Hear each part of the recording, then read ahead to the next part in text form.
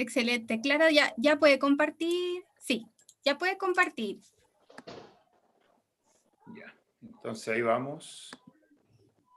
Mientras las mamás que vayan ingresando, les pedimos por favor que escriban su nombre y apellido en el chat del Zoom para poder registrar la asistencia. Aparece ahí el primer diapositivo, ¿sí?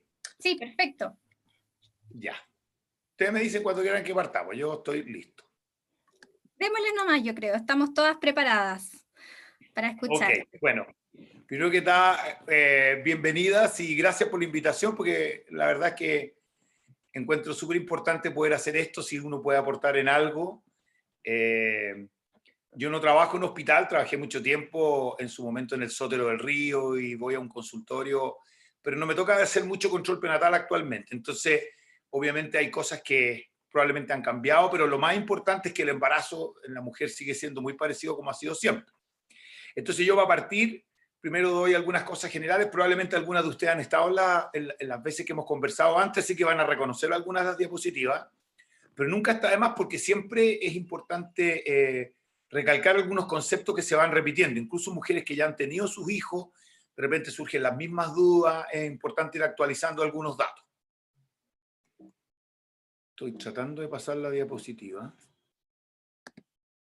Ya, el embarazo, ustedes saben que nosotros normalmente los médicos hablamos en semanas, porque todas las semanas son iguales, los meses cambian, generalmente la gente habla de los meses por 4 semanas, si fuera así el embarazo duraría 10 meses porque dura 40 semanas, y en realidad como los meses tienen un poquito más de 4 semanas más 2 días, 4 semanas más 3 días, nosotros generalmente hablamos en semanas.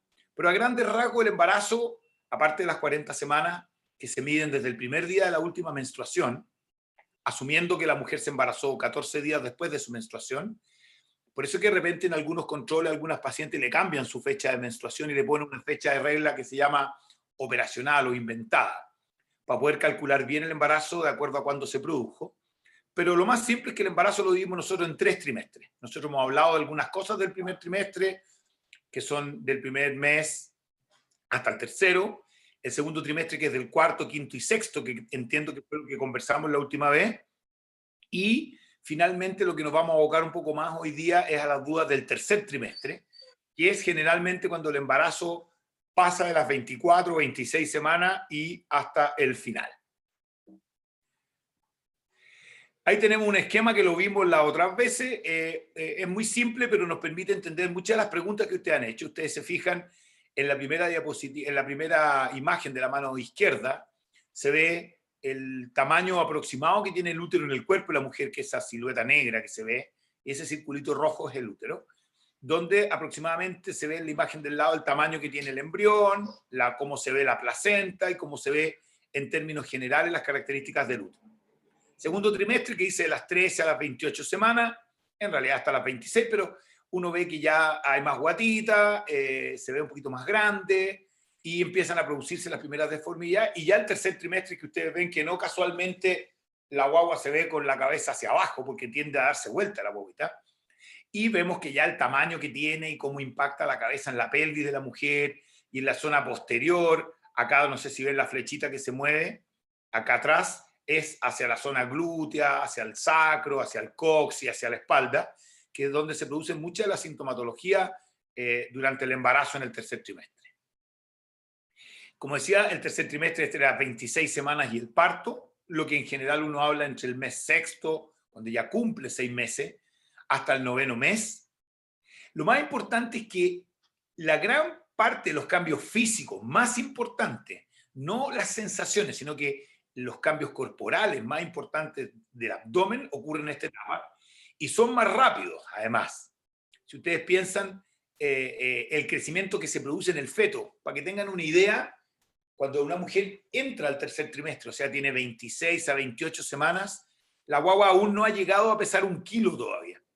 Y sin embargo, el promedio de parto, del tamaño de la guaguita al parto, es de 3,5 kilos.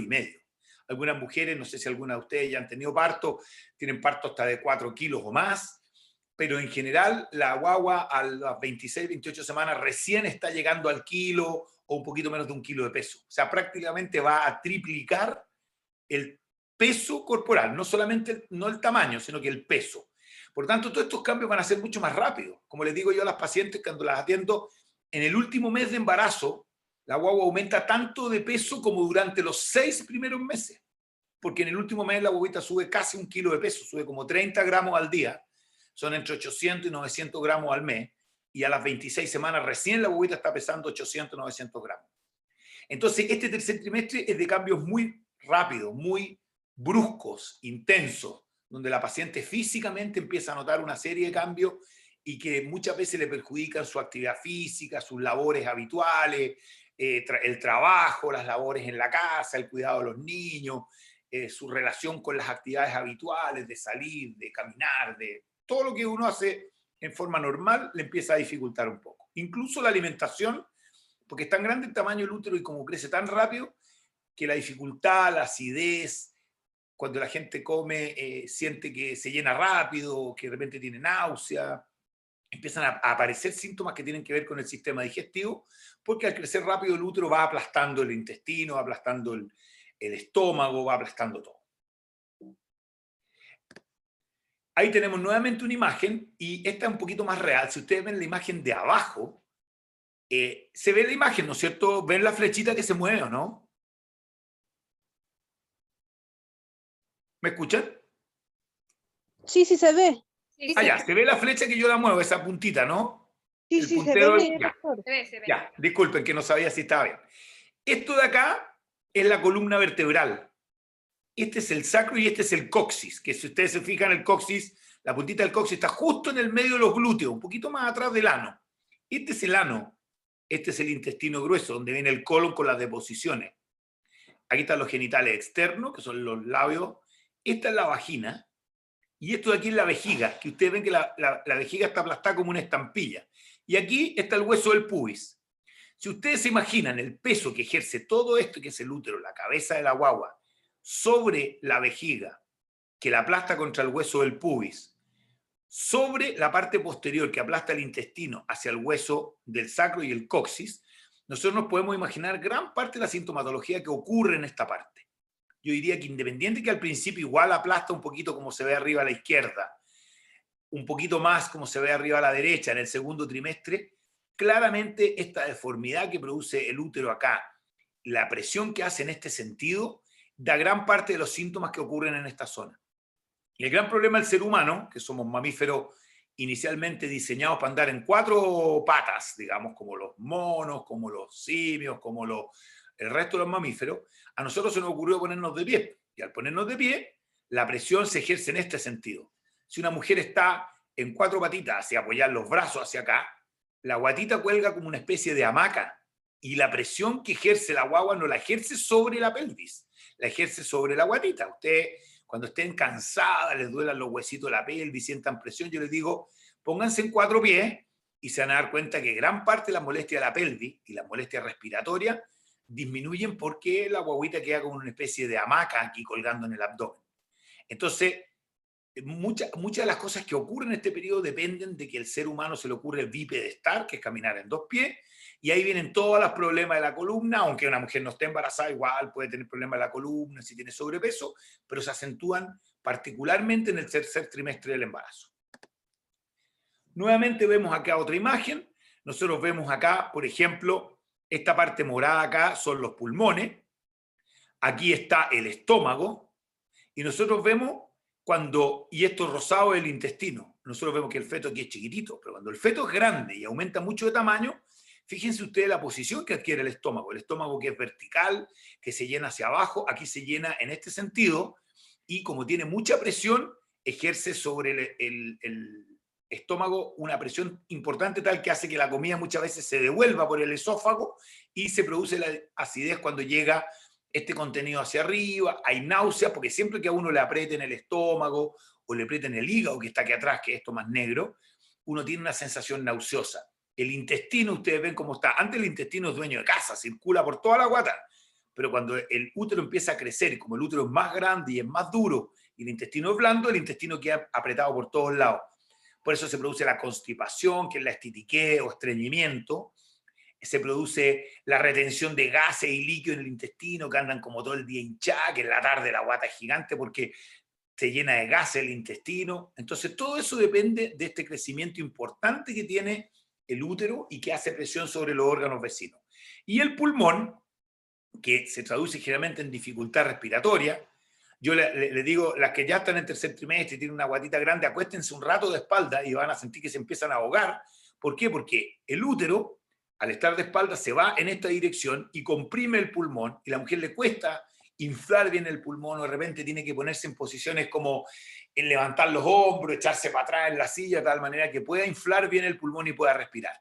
Y por eso se puso esta sensación como de dificultad.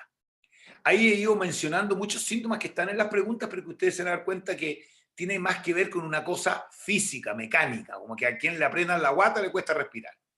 Pero además se producen problemas circulatorios importantes.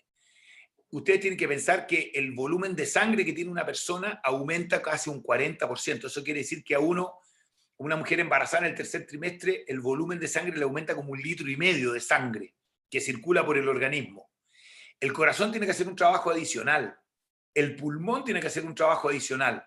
Y esos son algunos de los motivos por qué, a propósito de un tema muy contingente, las mujeres embarazadas, cuando están después del segundo trimestre, ya en el tercer trimestre, si tienen esta enfermedad que es el COVID, es porque pueden de repente tener ellas cuadros más severos, porque en el fondo los pulmones y el sistema circulatorio del corazón se comportan, no es que estén enfermos, pero están trabajando al máximo como cuando las personas son hipertensas, como cuando las personas tienen dificultad respiratoria, tienen enfermedades pulmonares que sabemos que son condicionantes de severidad. En el caso del COVID, en el embarazo, todos esos mecanismos, el organismo está trabajando con el motor a 1000. Entonces, cuando se producen estas infecciones, es que podrían ser más graves, que seguramente lo que ustedes han escuchado por ahí. Perdón. Pucha, espérense. No, disculpen, me voy a salir un minutito porque tengo que volver atrás en la diapositiva. Aquí está. Claro, ahí está. Entonces, acá, visto un poco estos cambios importantes que van a ocurrir. No, disculpen, es más atrás. Que se me perdió la presentación. Ya, ahí sí.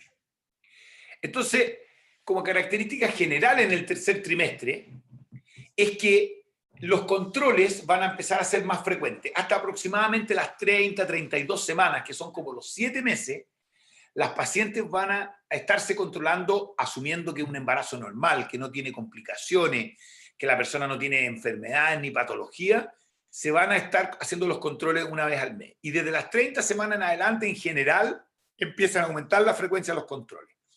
¿Qué pacientes tienen generalmente controles más frecuentes? Las personas que tienen más edad, que tienen antecedentes de alguna enfermedad en el embarazo anterior, que tienen, ya a esta altura se han detectado algún tipo de problema, que tienen antecedentes de hipertensión, embarazos gemelares, sobrepeso importante. Todas esas personas que tienen antecedentes, los controles van a ser más frecuentes. Pero hasta las 30, 32 semanas, se supone que los controles van a ser una vez al mes. Posteriormente, los controles aumentan cada 2, 3 semanas y finalmente el último mes, en general, son semanales. Ese es como el ideal. No siempre se puede hacer todos los controles rutinariamente igual, porque puede ser gente que viva lejos de los centros de atención de salud, que haya demasiados requerimientos de hora de los pacientes o cosas de ese tipo, tal que no se pueda, digamos, controlar idealmente. Pero si uno dijera lo ideal, yo iría a partir de las 32 semanas, se hace un control a las 2, 3 semanas y posteriormente ya controles semanales a partir de las 35, 36. Alrededor de las 26, 28 semanas, que es comenzando el tercer trimestre, se hace un pool de exámenes de rutina donde la paciente se le controlan nuevamente. Ustedes van a ver, se hace el test de la diabetes. La gente generalmente identifica estos exámenes con el test de la glucosa, que dicen, me van a dar ese líquido asqueroso, dulce, que me dan náuseas, que a veces he vomitado. Bueno, esos son los exámenes que se hacen alrededor de las 26, 27 semanas, donde se controla el test de tolerancia a la glucosa con la finalidad de buscar si hay o no diabetes gestacional o hay algún problema de tolerancia a los carbohidratos. Lo vamos a ver después en 2 palabras qué significa y cómo se hace. Pero en esa etapa también uno controla exámenes de la tiroides, repite el examen de la sífilis, del SIDA. Hay una serie de exámenes que se hacen que son rutinarios, que dependen de las normas de cada lugar, pero que en general vuelven a hacer un control. ¿Por qué? Porque en esta etapa la mujer empieza a tener requerimientos importantes de algunos nutrientes. Es el momento en que el feto empieza a sacar la mayoría del hierro para que no tenga anemia. Las guaguitas en general no nacen con anemia. Puede que la mujer tenga anemia, pero gracias a Dios el sistema está pensado y ha evolucionado de tal manera que el feto saque todo el hierro que necesita. Entonces la que queda con anemia a veces es la mujer. Y en esta etapa es donde el feto máximo empieza a sacar el hierro para tener su buena reserva. Entonces se chequea el hemograma, si es necesario se le aumenta la dosis de hierro, se le insiste en la alimentación y cosas que pueden aportar mejor estos nutrientes. Y también se controla, como les decía, sífilis, sida y algunos exámenes rutinarios. Esto puede cambiar en distintos países porque hay países que tienen alguna enfermedad endémica más frecuente, entonces puede ser algunas variantes, pero en general lo importante es que aquí se hace una reevaluación antes de enfrentar los últimos 3 meses, y uno de los elementos más importantes, como mencionaba, es el test de la diabetes, para descartar si hay diabetes gestacional. Generalmente, asumiendo lo habitual, se hace una ecografía entre las 32 y las 34 semanas, que son como los 7 meses y medio aproximadamente, y esta ecografía, la finalidad que tiene es volver a chequear la anatomía de la guagua, porque la guaguita generalmente, el examen que se ve por primera vez bien los detalles anatómicos es la ecografía que se hace como a las 22, 24 semanas, que son los 5 meses. Acá se vuelve a chequear porque obviamente hay algunas alteraciones que pueden demorarse en aparecer. Por ejemplo, si una guaguita empieza a desarrollar hidrocefalia, que es una dilatación dentro del cerebro, eso puede no verse tempranamente y puede aparecer más tarde. Hay guaguitas que tienen dilatación de la vía urinaria, por donde baja la orina del riñón hacia la vejiga, que se llama el uréter, que se pueden ver más tarde. Y obviamente en esta etapa uno de los elementos principales es chequear cómo va creciendo la guagua. Porque se supone que como tiene que crecer tan rápido en esta etapa, es donde empiezan como a quedarse algunas guaguitas más chiquititas, o al revés, algunas otras guaguas crecen en demasía, y eso también puede ser una sospecha de que puede estar desarrollando una diabetes gestacional o puede tener otra alteración. Y puse ahí el reposo prenatal porque, por lo menos en la ley chilena, existe la licencia prenatal a partir de las 34 semanas. Eso quiere decir 6 semanas antes de la fecha probable de parto. Porque si ustedes calculan, de 34 a 40 semanas, 6 semanas.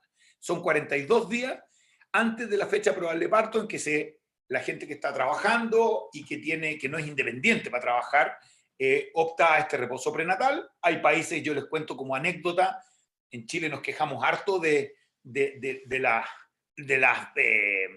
leyes sociales y todo, pero hay países que tienen prenatal 1 semana o 2 y tienen postnatal 1 semana o 2, países, por ejemplo, en Asia, en algunos lugares, cosa que yo lo encuentro una aberración. Yo estoy completamente de acuerdo que la mujer debe tener un buen periodo de reposo prenatal para que pueda estar tranquila, para que pueda preocuparse de su descanso físico y por último estar contenta esperando a su guagua y prepararse, porque es un gran evento. Lamentablemente no todo el mundo puede tener licencia prenatal porque esto depende del sistema laboral al que esté adscrito, pero todas las personas contratadas que trabajen en algún sistema pueden, deben y tienen el derecho a optar a un reposo prenatal.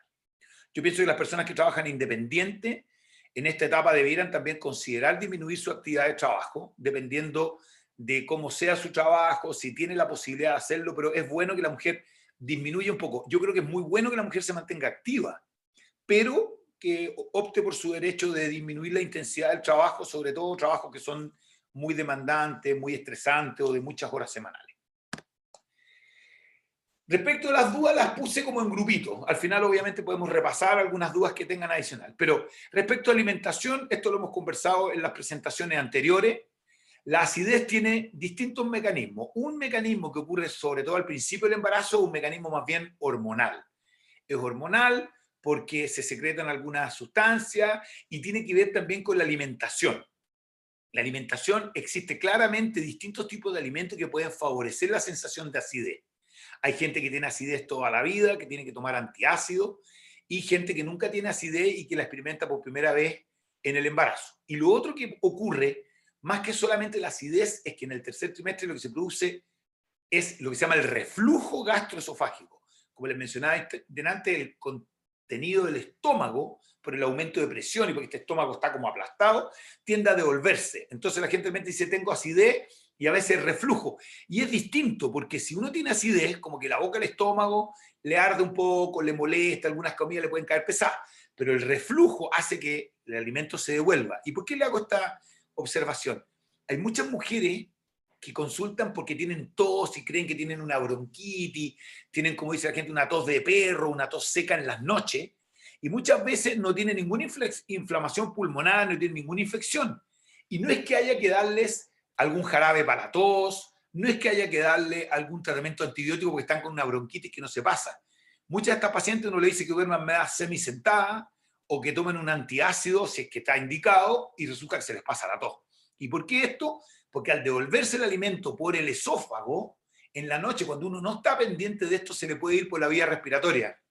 Como dice la gente, la comida se me fue por el otro camino. Y eso puede producir tos, porque la vía respiratoria, cuando se irrita, responde con tos. Así que acidez depende del tipo de alimentación. Hay comidas que claramente producen más acidez y eso lo tiene que identificar cada persona, pero generalmente mucho condimento, irritantes del estómago, mucha gente las cosas muy dulces le producen acidez, hay gente que les produce acidez algunas grasas de origen vegetal, por ejemplo cuando la gente come palta, que tiene aceites que son muy sanos, los aceites vegetales, hay gente que se queja un poquito de acidez. Y esto es más bien individual. ¿Cómo puede uno disminuir la acidez? Disminuyendo todo lo que son los alimentos que te la producen, que eso es más o menos individual. Hay algunas cosas que a todo el mundo son más individuales. Y lo otro es fraccionando la alimentación, comiendo volúmenes pequeños de comida, pero más veces en el día. Nunca tener el estómago completamente vacío y tampoco llenarlo mucho. Es como picotear a lo largo del día volúmenes pequeños, eso ayuda a disminuir la acidez. Hierbas, mira, hay muchas dudas respecto a las hierbas que se pueden tomar o no. Hay harto mito. La verdad es que las hierbas habituales que uno toma, por ejemplo, menta o hierbitas para el dolor de guata, cosas de ese tipo, en general se pueden tomar.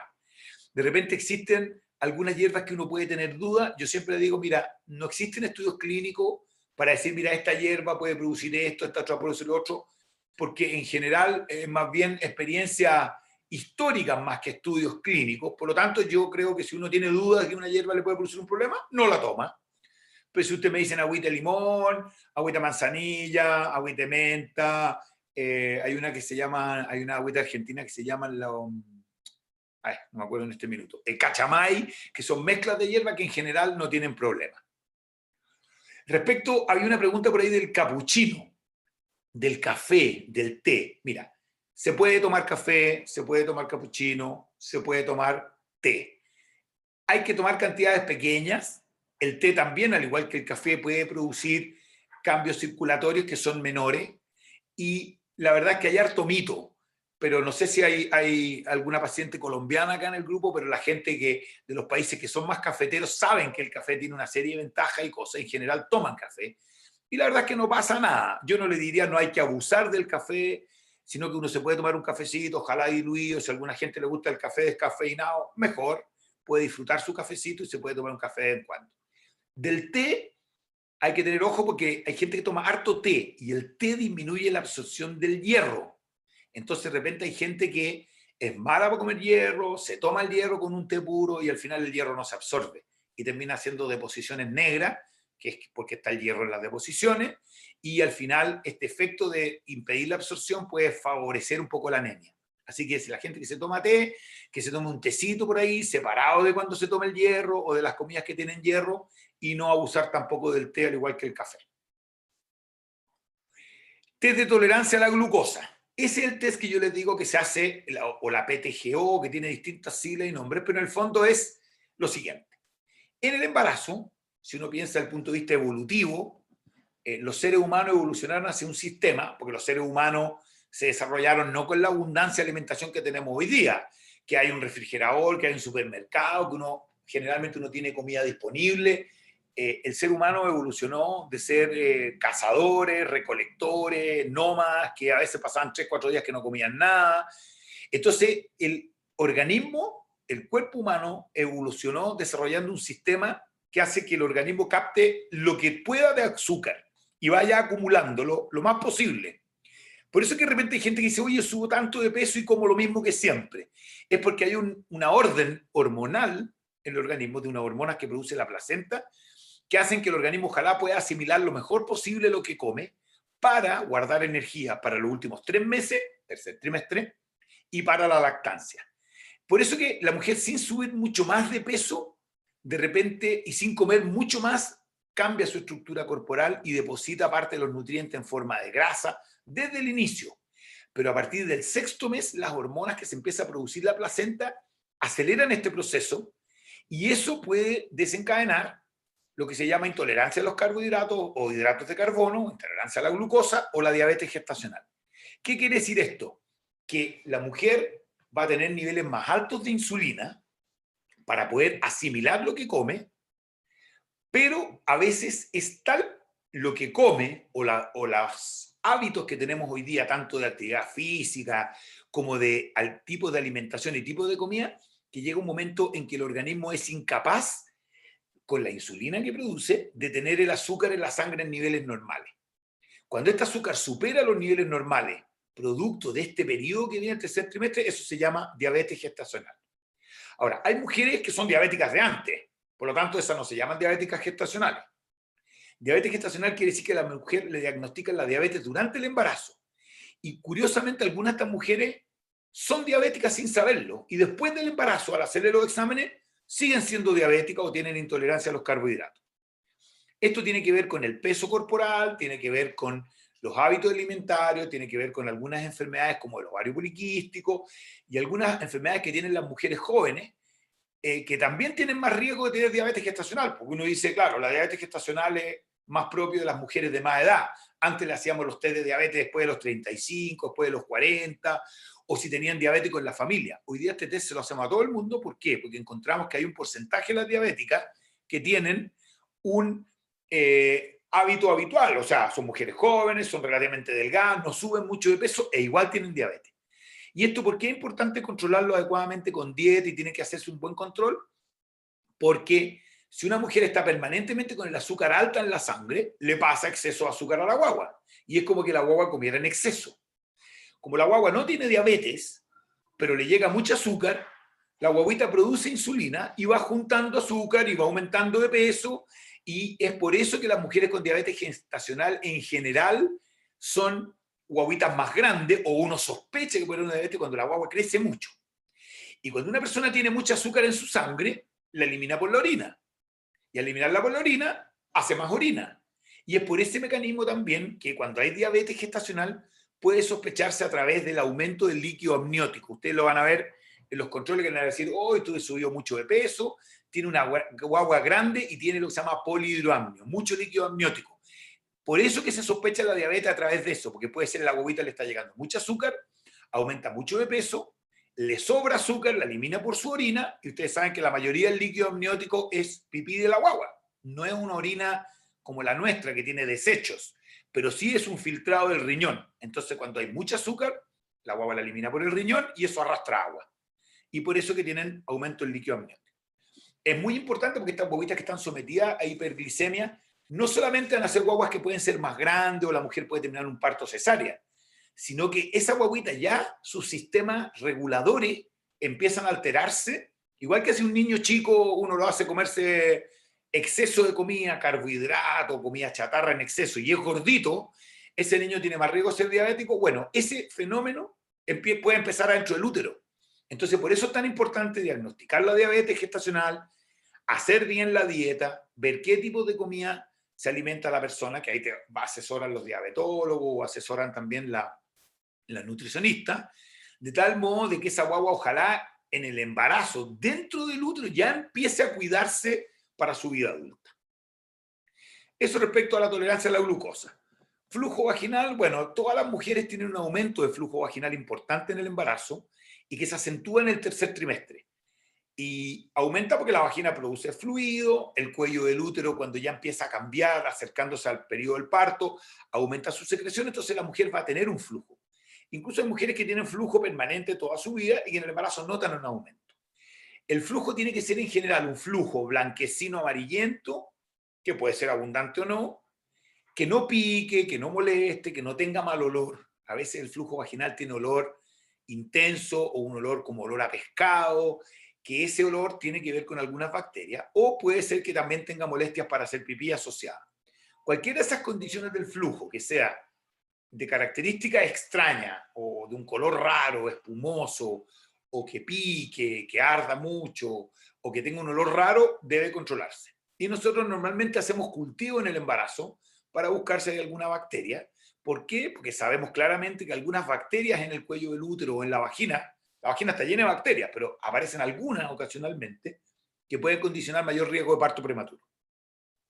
Y los hongos, que alguien preguntaba por ahí de un flujo espeso, blanco, como una especie de yogurt, o de repente como característica como de leche cortada que pica, o que los genitales están enrojecidos, generalmente esos son hongos. Los hongos afortunadamente son como benignos, son incómodos para la mujer en general, pero hay que tratarlos. Generalmente por hongos no se desencadena parto prematuro, en general no hay infecciones graves, pero sí los hongos son oportunistas. Son como si uno deja la puerta de la casa abierta en estos años que corremos, se meten, lo ocupa y como dice un candidato presidencial por ahí, uno no los puede desalojar. Entonces los hongos hay que desalojarlos porque son intrusos que entran en condiciones especiales y que producen mucho malestar en la mujer, sobre todo flujo y picazón. Se tratan con óvulos y en general son bastante benignos, pero son muy incómodos. Yo creo que la mayoría de las mujeres alguna vez en su vida han tenido hongos, saben más o menos cómo es y los reconocen. Muchas veces las pacientes mismas hacen el diagnóstico con las características del flujo. El cultivo, bueno, depende de si la persona tiene antecedentes de haber tenido alguna bacteria especial o alguna cosa, se hace cultivo vaginal. Hay gente que lo hace siempre. Yo, bueno, dependiendo del sistema de salud y las normas que tiene, hay lugares que las pacientes a todas se le hacen cultivos vaginales entre las 34 y 36 semanas, aunque estén asintomáticas, para ver si hay alguna bacteria y algo que tratar. Respecto del diagnóstico prenatal, habían algunas preguntas respecto de los pesos, las ecografías. Bueno, en general, yo le diría a las mujeres que tienen un embarazo completamente sano, sin ningún problema, nada, uno le hace 3 ecografías en el embarazo idealmente, que una que se hace como a las 12 semanas, que a los 3 meses, para ver si tiene riesgo de síndrome de Down, y la primera evaluación anatómica de la guagua. La segunda se hace como a las 22 semanas, que es como al 5.º mes, para ver, ahí donde ya casi siempre le pueden decir a una mamá que lo que es la guaguita, si es hombre o mujer, porque ahí ya se ve bastante bien, y para ver si tiene algún problema anatómico, y como a las, decía adelante, 32, 34 semanas, se hace una ecografía para ver el crecimiento y nuevamente repasar la anatomía. Obviamente hay embarazos con más riesgo, por ejemplo, los embarazos gemelares se le hacen ecografías más seguidas, porque uno puede ver una guatita muy normal para una embarazada con un embarazo gemelar, pero las guaguas pueden ser muy distintas entre sí, una mucho más grande que la otra, entonces uno necesita estar mirando la ecografía y además hacer un Doppler para ver el flujo de sangre a través de la placenta, dentro del feto, para saber que eso por lo menos augura de que va a tener un crecimiento normal en el tiempo que le queda. Y los pesos aproximados del feto, yo les digo a las pacientes, y más o menos para que tengan una idea general, para que se acuerden ustedes. Como a las 28 semanas debe pesar 1 kilo. A las 34 semanas debe estar 33, 34 ya sobre los 2 kilos. Y a las 38 semanas alrededor de los 3 kilos. Entonces apréndanse eso, si quieren más o menos tener una idea. 1 kilo a las 28, 2 kilos a las 33, 34, 3 kilos a las 38. Por lo tanto, alguien preguntaba cuánto debería pesar una guaguita como a las 27 semanas, debería estar cerca de 1 kilo de peso. Ahora, hay variaciones, un poquito más, un poquito menos. Hay mujeres que tienen todas las guaguas de 3 kilos. Yo le pongo un ejemplo. Mi señora, que es de peso y tamaño normal, nosotros tuvimos 3 hijos y los 3 pesaron 4 kilos. Y hay mujeres que tienen guaguas de 3 kilos. Y yo personalmente prefiero que las embarazadas tengan guaguas de 3 kilos porque los partos son más fáciles. Los partos de 4 kilos de repente son más traumáticos, terminan en cesárea, son más difíciles. Entonces, ese es el espectro, ese es el rango entre 3 y 4 kilos al parto. Por lo tanto, hay cierta variación. Y si una guaguita, a una señora le dicen a las 27 semanas que pesa 800 gramos, no tiene que creer que su guagua va a ser súper chica y si tiene 1,1 kg no piense que va a ser gigante. Es la variación normal y a veces la ecografía también tiene un error. Entonces cuando te dicen que la guagua pesa 3 kilos, puede pesar 300 gramos más o 300 gramos menos. Es como un 10% del error del método. Así que no siempre la ecografía tiene razón exacta en cuanto al peso, pero es un buen aproximado. Respecto a los dolores, habían hartas preguntas ahí. Bueno, como mencionábamos y lo vimos la vez anterior, hay muchos dolores asociados al embarazo, que son los dolores en la espalda, dolores en los huesos de la pelvis, en los muslos, en el hueso del pubis, que tienen que ver con la parte postural. Y ahí es donde yo le insisto a las pacientes que tienen que hacerse un adecuado reposo intercalado con la actividad. No es bueno que las pacientes embarazadas se queden en reposo todo el día. Eso no les hace bien. Le hace mal para los huesos, le hace mal para la circulación, le hace mal para los músculos.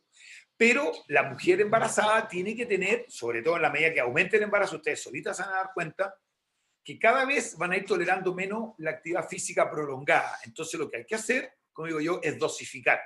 Es como si uno fuera a correr un maratón.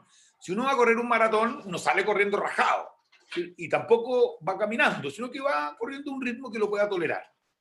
La embarazada tiene que hacer actividad física y reposar. Actividad física y reposar. Tiene que ir intercalando actividad física. Y yo les digo siempre a las pacientes, las embarazadas no descansan sentadas, descansan acostadas o recostadas.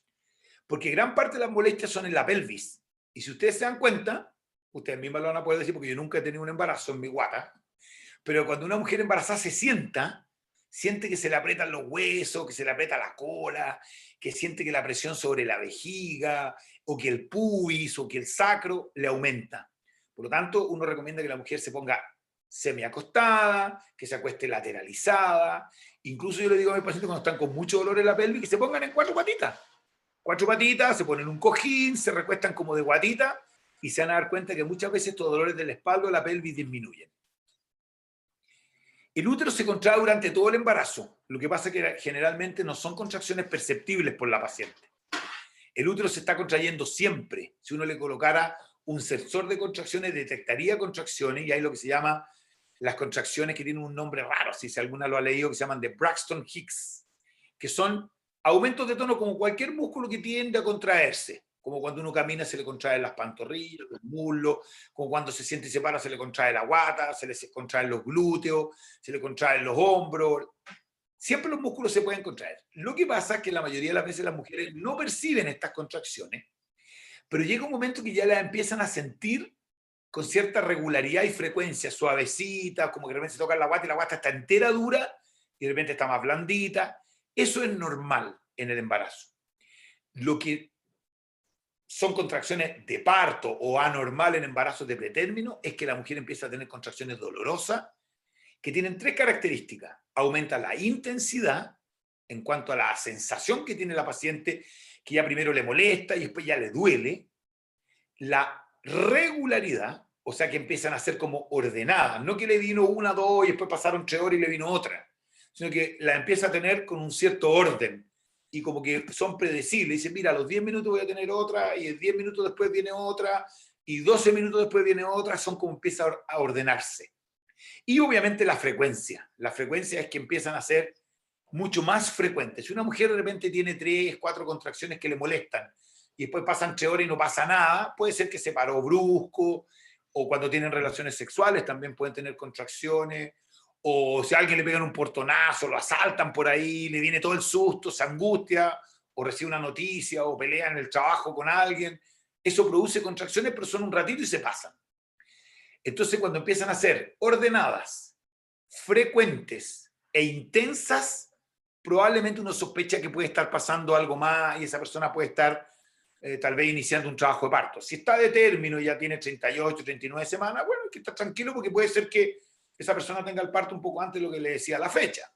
Pero si tiene 30, 32 semanas y empieza a tener contracciones que le molestan, sobre todo mujeres que ya han tenido parto y las conocen un poco más, y empieza a tener con cierta frecuencia, con cierta regularidad o de repente muy incómodas las contracciones, hay que consultar porque podría estar con mayor riesgo de tener un parto prematuro y estar iniciando un trabajo de parto. Y cuando los trabajos de parto están en fases iniciales, hay medidas que uno puede tomar como médico para frenarlo, disminuir o tratar de chutear, como dice uno, la pelota hacia adelante para que la guagua no nazca todavía.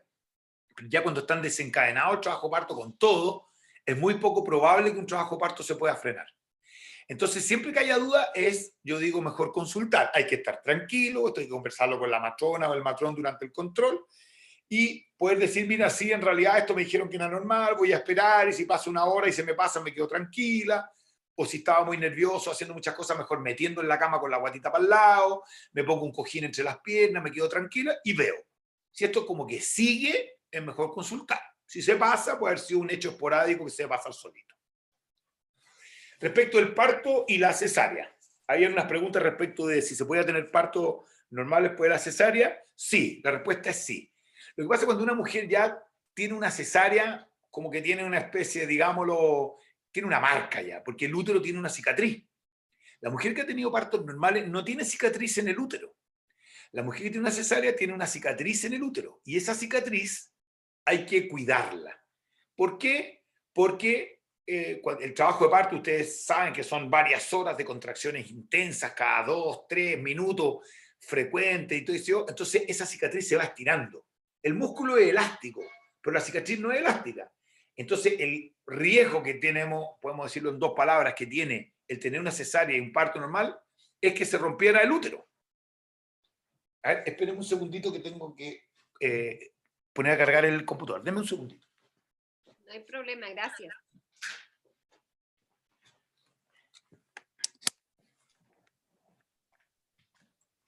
Ya.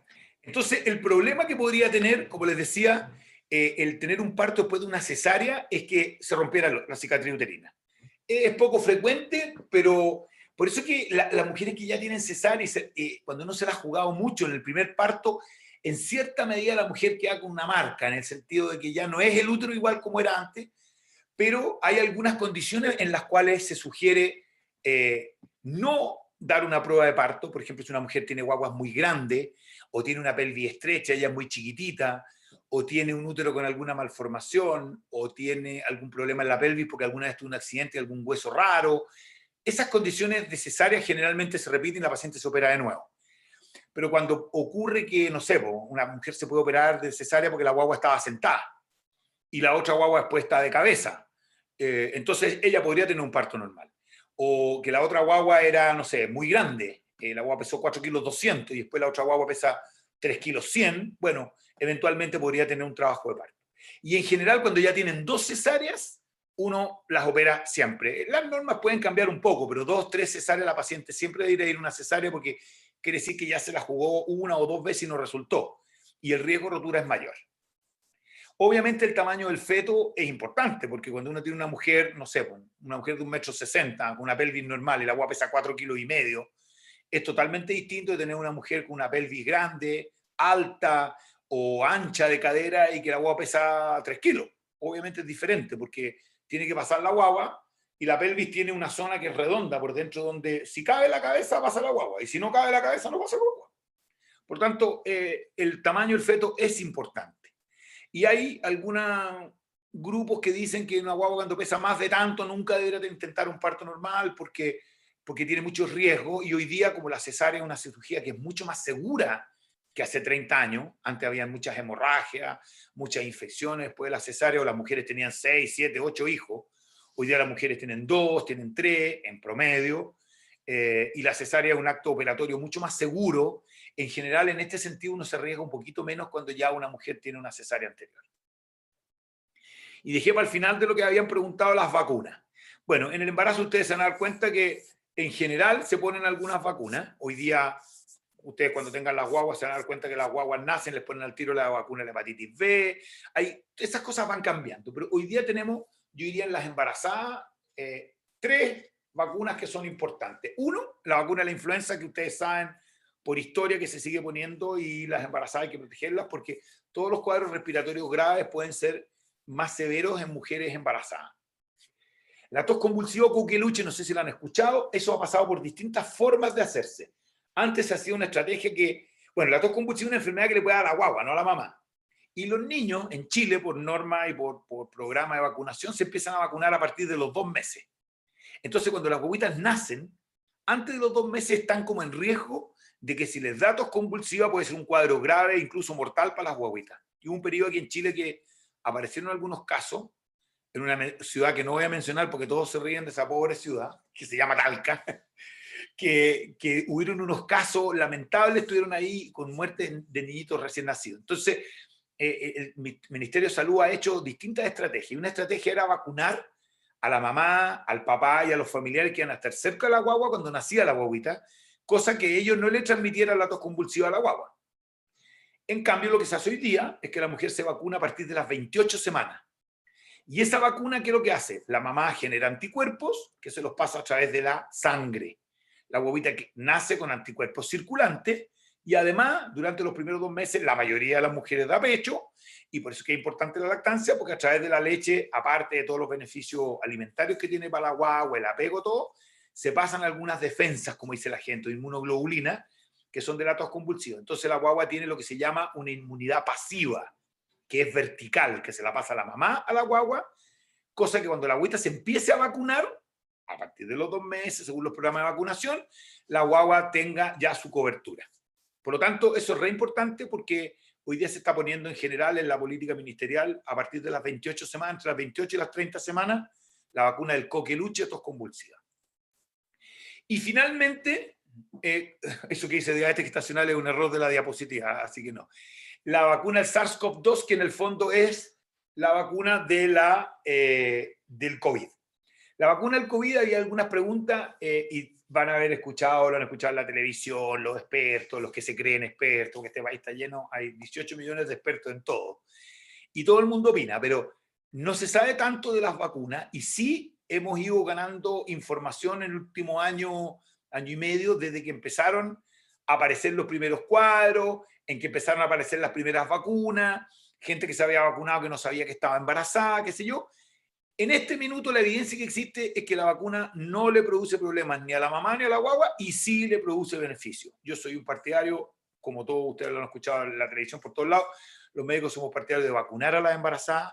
Hoy día se están vacunando a partir de las 16 semanas y eso es porque no se sabe y como son etapas más vulnerables del embarazo, los primeros 3-4 meses, uno quiere evitar todo lo que sean riesgos adicionales. Además, las mujeres en esa etapa, si hacen un COVID, que ojalá no lo hicieran, en general no han demostrado que son más severos o menos severos que la población general. Por lo tanto, va a demorarse un poquito en estar la vacuna para todas las embarazadas siempre, pero sí ha demostrado grandes beneficios. Y sobre todo que la mujer ya ojalá esté para el tercer trimestre, que es la etapa que están entrando la mayoría de ustedes, ya vacunada. ¿Por qué? Porque ese es el momento en que yo les explicaba que no es que tenga más riesgo de enfermarse COVID, tiene el mismo riesgo que cualquier persona si no se cuida. El punto es que si se enferma, hay un porcentaje pequeño de mujeres que pueden hacer cuadros graves. Y hemos visto cuadros que realmente son importantes, sobre todo por el compromiso pulmonar y cardíaco que tienen las embarazadas, hace que los cuadros puedan evolucionar más graves.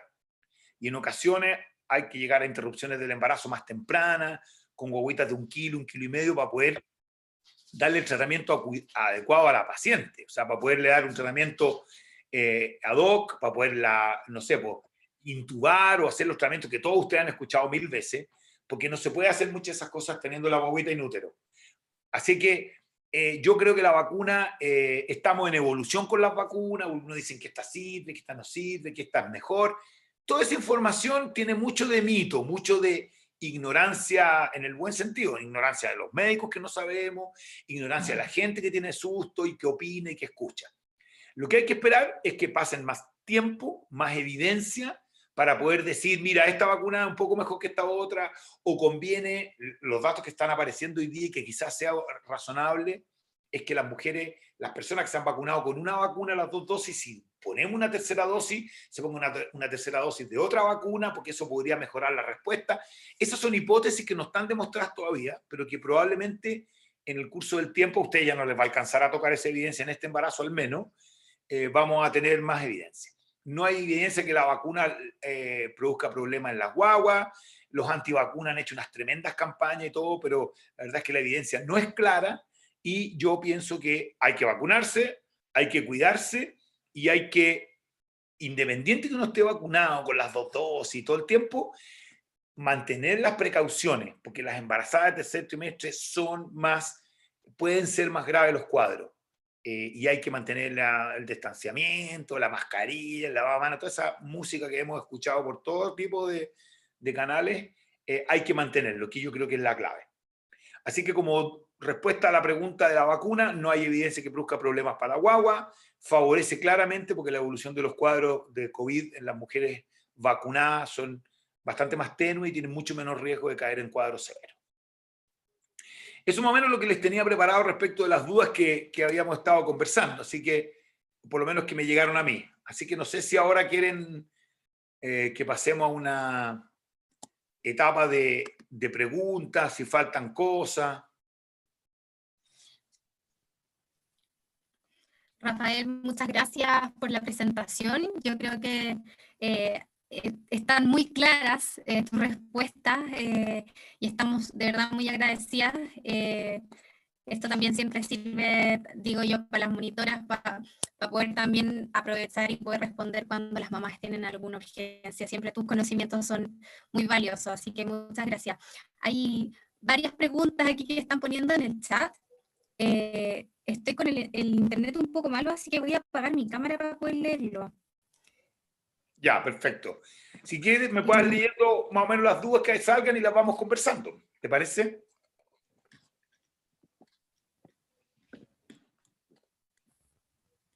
A ver. ¿Puedo leerlas yo? Nati, a ver, ¿ahí lograste? No escucho nada. Clara, creo que vas a tener que ayudarme tú porque escucho Ya, todo no te cortado. Yo voy a ir leyendo las preguntas, no te preocupes, Nati. Me voy a ir un poquito para arriba el chat. A ver, acá hay una pregunta. Dice, yo tengo 2 cesáreas y útero bicorne y membrana mulleriana. Bueno, ahí entender eso. Ya me dijeron que es cesárea, que la programación es para la semana 38. Mis 2 hijas nacieron a la 36. ¿Será que con estos antecedentes, más líquido amniótico de 20 centímetros acumulado, se adelanta el parto? A ver, buena pregunta, buena pregunta. Mira, en 2 palabras, yo soy medio latero para explicar, así que si hablo mucho me callan. El útero en los seres humanos, al igual que en muchos mamíferos, se forma de 2 mitades que se juntan. Muchos animales, los roedores, algunos tienen lo que se llaman úteros bicornes, que son 2 mitades. La gente que sabe esto y por ejemplo los perritos, los conejos tienen, entonces se forma un conejito detrás de otro en cada mitad del útero. El ser humano, al formarse estas 2 mitades, se fusionan y forman un útero único. En el camino entre los 2 úteros completos, al útero fusionado parcialmente y al útero único, que es el que tiene lejos la mayoría de las mujeres, hay distintas etapas en la malformación. Es como los siameses. Existen los mellizos, los siameses que están poquito pegados, los siameses que están casi enteros pegados y los siameses que tienen un cuerpo. Aquí pasa lo mismo con el útero. Entonces, el útero bicorne es un útero, como la gente le dice, con forma de corazón. Es casi poética la palabra, pero un útero que tiene como 2 mitades, es así. ¿Ok? Entonces, un útero que tiene una capacidad distinta, y por eso que en general tienden a haber partos más prematuros en las mujeres con úteros bicornes. Y lo otro que ocurre más en las mujeres con úteros bicornes, un útero mal formado, es que las guaguitas tienden a ponerse menos veces de cabeza, tienden a quedar sentadas. ¿Por qué? Porque es una forma del útero. Entonces, si ella tiene 2 cesáreas de 36 semanas y tiene un útero bicorne, bueno, esas malformaciones se llaman malformaciones müllerianas, porque los conductos de Müller, un nombre propio con una M mayúscula y unas cremillas en la U, Müller, estos son los conductos müllerianos, que son cuando la huevita es un embrión y se está formando el útero. Por eso se llaman anomalías müllerianas, membrana mülleriana, malformaciones müllerianas. Es un nombre propio, pero es lo mismo. Y ella, si ustedes me preguntan a mí, yo creo que va a terminar teniendo un parto alrededor de las 36 semanas de nuevo, porque como el útero tiene una capacidad distinta, es más chica, y además si tiene un polihidroamnio, lo que explicaba antes, es que el útero está más inflado, incluso yo diría capaz que tenga la agua un poco antes de las 36 semanas. Por eso que en ella sería muy importante, porque es un factor de riesgo de parto prematuro, las 2 cosas. Es que ella haya tenido 2 partos 36 semanas, que tenga un útero mal formado, bicorne, y que tenga un polihidroamnio. Las 3 condiciones van a favorecer el parto prematuro. Entonces es una persona que tiene que ser controlada más seguido, tiene que hacer más reposo, y afortunadamente sus cesáreas han sido alrededor de las 36 semanas, porque hay gente que tiene malformaciones müllerianas y tiene los partos a las 28, a las 30, guaguas de 1 kilo. Probablemente sus 2 guaguitas pesaron como 2,5 kilos o incluso un poco más. Entonces, yo estaría tranquilo, pero hay que tomar esas precauciones. Va a ser seguramente, o sea, va a ser cesárea de todos modos, y es posible que si ella empieza con trabajo de parto antes, con contracción o muchas molestias la tengan que operar desde las 38. Ya, siguiente pregunta. Dice, tengo 31 semanas más 5 días. Anoche se me puso la guatita dura y un dolorcito, como 5 veces, y me duele mi parte vaginal. ¿Es normal? Mira, bueno, de partida le preguntaría si es primera guagua o no, porque si es primera guaguita, puede ser que ella esté percibiendo cosas que no conoce y quizás no sean tan intensas. Si tuvo 4 o 5 veces lo que explicaba antes. Por ejemplo, yo lo digo siempre y lo hablo abiertamente, si ella tuvo relaciones sexuales, puede ser que tenga contracciones después de la relación, incluso un flujo a veces un poquito sanguinolento y todo. Si hay una causa o tuvo, no sé, una pelea con su pareja o está cansada o tiene otros niños y está trabajando todo el día haciendo cosas, es posible que tenga algunas contracciones que se perciben mejor en la noche, porque en la noche uno está más tranquilo y está más perceptivo, igual que la guagua se siente que se mueve más en la noche y a veces se mueve lo mismo, pero lo sienten mejor. Entonces yo plantearía eso. Ahora, cuando hay esto y vienen ocasionalmente estas molestias, yo lo que decía antes, hay que observar, hay que mirar qué está pasando. Si esto es un hecho esporádico que ocurrió un rato en la noche y se pasó, yo me quedaría tranquilo, pero estaría pendiente. ¿Por qué? Porque la oxitocina, que es una de las hormonas que desencadena el parto, en el ser humano tiene elevaciones en la noche. Por eso que los seres humanos aparentemente la mujer paren más de noche y de madrugada y en la mañana, porque los trabajos de parto no es raro que partan en la noche. Entonces, habría que verlo. Ahora, yo estaría tranquilo y observaría lo que les decía adelante, porque si esto es una cosa que se da ocasionalmente y particularmente asociado a factores desencadenantes como estrés, angustia, actividad sexual o exceso de actividad física, yo creo que hay que bajar el ritmo, eventualmente tomarse unas gotitas de Diadil, esas típicas gotitas que uno toma para el dolor de guata y ver qué pasa. Si esto tiende a repetirse o aumenta en intensidad y frecuencia o aparecen otros síntomas, mucho flujo vaginal o sensación de demasiado peso en los huesos o esa sensación que uno tiene cuando anda a caballo, como que camina como pato, así con que las mujeres siempre describen cuando ya las guaguas se empiezan a encajar, yo consultaría porque puede ser que esté teniendo cambios en la pelvis y no sería bueno que tenga una guagua a las 32 semanas, porque a las 32 semanas va a pesar 1,8 kg, 1,9 kg y una guaguita que todavía es prematura. Siguiente pregunta. También, doctor, me recetaron metformina de 850 en ayunas y me provocó dolor, contracciones e indigestión. ¿Puedo cambiarlas después del desayuno? Ya, mira, yo le voy a hacer una infidencia. Yo llevo más de 20 años peleando para que se dé metformina a las embarazadas que lo necesitan. Así que yo creo que si le dieron metformina tiene que tomársela. Nosotros pasamos muchos años peleando con los diabetólogos y todo, y éramos algunos médicos que estábamos convencidos que había que usarla. Así que si se la indicaron, úsela porque le va a hacer bien. La única lata, la principal lata de la metformina, es que la metformina produce dolor de guata. Y si le dan las metforminas habituales, que no son las de liberación prolongada, hay unas metforminas que tienen nombre que se llaman glafornil, hipoglucin, glucofagia, varios nombres, que tienen LP o XR. Esas son las ideales, porque esas se liberan lento. Yo creo que la metformina, mira lo que te voy a decir, me van a retar probablemente el médico, quien se le indicó. La metformina hay que tomársela con la comida de la noche, no en ayuna ni en la mañana, porque la metformina cuando sale rápido del estómago, si tú te la tomas y se absorbe rápido, produce dolor de guata, diarrea y se pierde el efecto. Cuando tú lo tomas con comida, se mezcla con la comida y se absorbe lento. Y al absorbente lento tiene un mejor efecto. Así que yo soy partidario del uso de la metformina con comida y ojalá a la noche. Ahora, hay harta gente que le indica en la mañana, en ayuna. Yo le diría, no se la tome en ayuna. Tómesela con comida. Y no una comida así, es que me comí una comida y me tomé un vasito de jugo. No, una comida. O sea, un desayuno como corresponde. No una gran cantidad, pero sí un buen tipo de comida si se la indicaron en la mañana, pero eso le va a disminuir el dolor. El gran problema que tiene la metformina es eso, dolor de guata y diarrea. Y por eso mucha gente la suspende.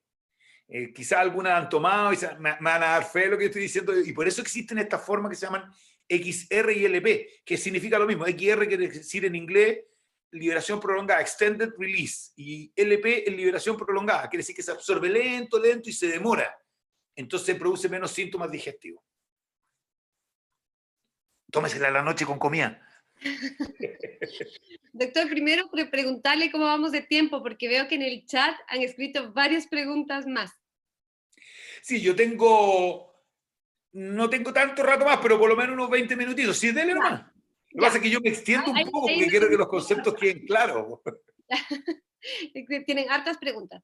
Otra mamá pregunta, me imagino que si es normal, que lleva 1 semana y media aproximadamente con mucho líquido en los pies y en las manos. Sí. A ver, la embarazada normalmente acumula mucho líquido, tal como aumenta el volumen de sangre, los vasos sanguíneos que tienen hoyitos por los cuales sale el líquido hacia los tejidos y vuelve, esos hoyitos aumentan. Y la mayoría del líquido se acumula de la guatita para abajo porque además piensen que el líquido de los pies tiene que llegar hasta el corazón contra la gradiente y además se encuentra con este taco que es el útero. Mientras más grande es el útero, más avanzado el embarazo, más retiene el líquido. Ahora, hay que tener ojo porque la retención de líquido también puede ser signo de otras cosas. Por ejemplo, si una mujer tiene muy hinchada una pierna y le duele y la otra no, hay que consultar porque muchas veces se acumula en forma asimétrica el líquido, pero cuando una persona tiene dolor, la pierna hinchada, si muy hinchada, puede tener una trombosis en la pierna. Es que es poco probable, pero hay que consultar si es demasiado notorio. Si hay hinchazón en los dos pies y la persona al acostarse, tenderse con los pies en alto, se desinfla un poquito y se deshincha, yo estaría tranquilo, eso es propio del embarazo. Si en las mañanas amanece más bien deshinchado los pies, pero hinchada la cara, es igual que si uno tiene una botella. Si uno tiene una botella y la pone así, el agua está abajo de la botella. Si uno la pone así, el agua se va así. Entonces, en la noche, el agua se acumula más en la cara y las manos. Si uno está todo el día en cama, se le hinchan más las manos y la cara y menos los pies. Si está de pie, se hinchan los pies. Si el agua se mueve de esa manera, está dentro de lo normal. ¿Qué cosas sirven para eso? Uno es para los pies particularmente, en esta época que hace más frío, usar panties bien apretadas, panties elasticadas idealmente, compresora. Segundo, tenderse con los pies en alto. Tercero, eventualmente la gente que sabe hacerse masajes de drenaje, porque eso saca la linfa, por eso se llama drenaje linfático, y el edema. Y cuarto, lo que puede hacer la gente que tenga una tina, yo les recomiendo cuando tienen mucha hinchazón en las tardes, darse un baño de tina. Porque el agua, cuando uno se mete al agua, le dan ganas de hacer pipí más seguido. ¿Por qué? Porque el agua que está en los tejidos pasa a las venas, absorbe y el organismo lo bota en forma de pipí. Y es una forma de, como decimos nosotros, fundir el edema, sacar la hinchazón. Ya. Otra mamá está de 36 semanas con contracciones falsas y todavía no le aplican la vacuna de la tos compulsiva. Entonces pregunta qué debe hacer. Pues ya tiene que ponerse la vacuna, idealmente. Mira, yo no sé cómo opera en el sistema público de salud, pero los vacunatorios, una persona, yo entiendo que puede llegar a cualquier vacunatorio a vacunarse con la tos convulsiva y es gratuita. Entonces ella debe ir a un vacunatorio y pedirla, y si tiene 36 semanas... ahora, la probabilidad que la guagua le dé una tos convulsiva es súper baja, pero yo creo que tiene que vacunarse, eso es lo que haría. Yo no sé cómo opera y si la matrona la está viendo toda la semana o la ve algún doctor, pero decirle que ella se quiere vacunar, que a dónde va, a qué vacunatorio puede ir.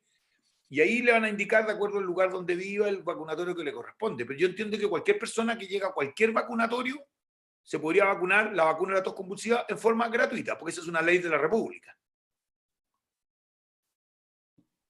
Si no, hablamos con la señora Loncón para que lo ponga en la Constitución. Ya, se acabó. Hay otra mamá que está de 30 semanas, le dejaron óvulos de metronidazol. Terminó su tratamiento y estuvo súper bien por 4 días, pero ahora nuevamente comenzó con flujo muy incómodo y la matrona dice que es normal, pero veo que ella está dudando si es normal. Claro, es que el metronidazol, como yo les decía, sirve para algunas bacterias. Entonces, existe la posibilidad que el flujo que ella tenga también sea por hongo. O sea, el metronidazol no le hacen ni cosquilla al hongo, porque el hongo es un hongo y el metronidazol es para las bacterias. Es como tomarse un antibiótico para un virus, no sirve. Entonces, si ella reapareció el flujo y tiene malestar, es posible que tenga hongo y tendría que ponerse un óvulo distinto. Y esos óvulos se llaman de clotrimazol, que es parecido el nombre, pero es distinto. El metronidazol en general es para las bacterias.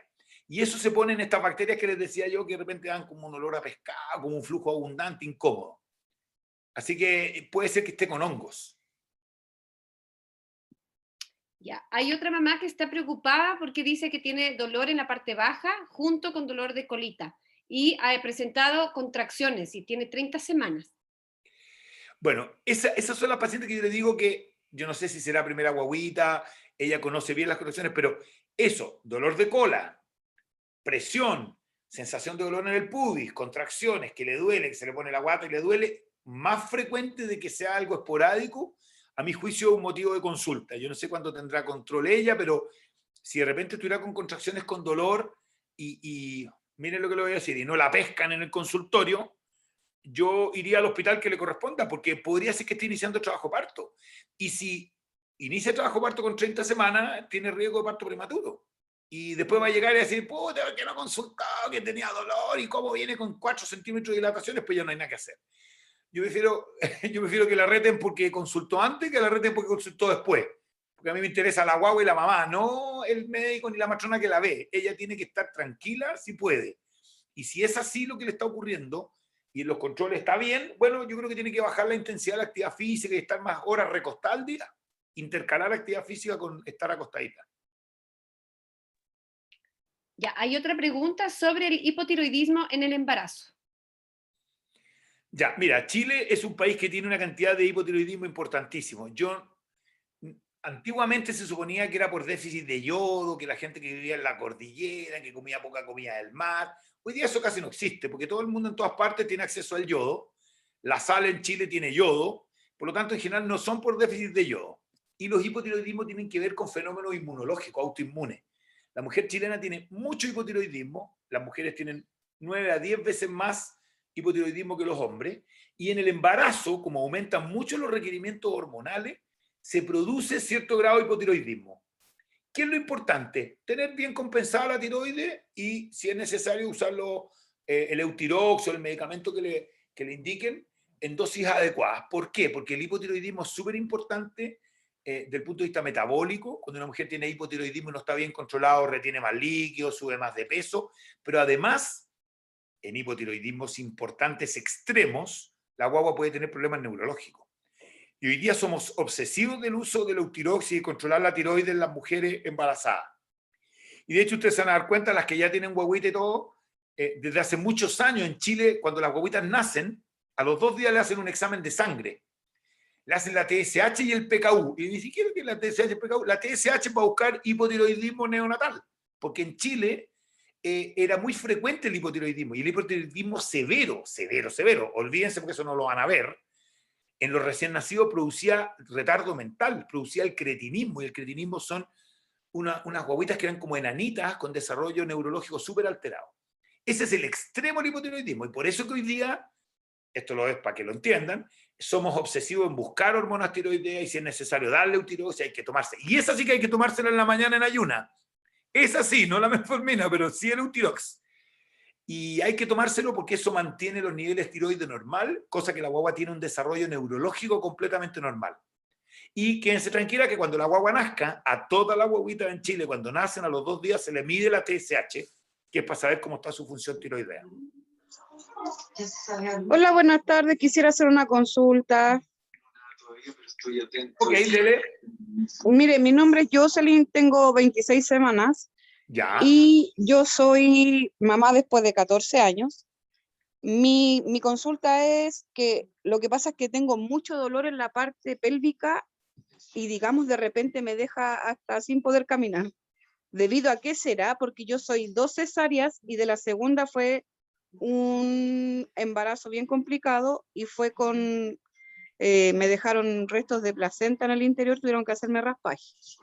No sé si será debido a eso o no sé, aparte que estoy sobrepeso con 75 kilos y soy bajita, mido 1,57 m, entonces no sé debido a qué me duele tanto mi parte pélvica.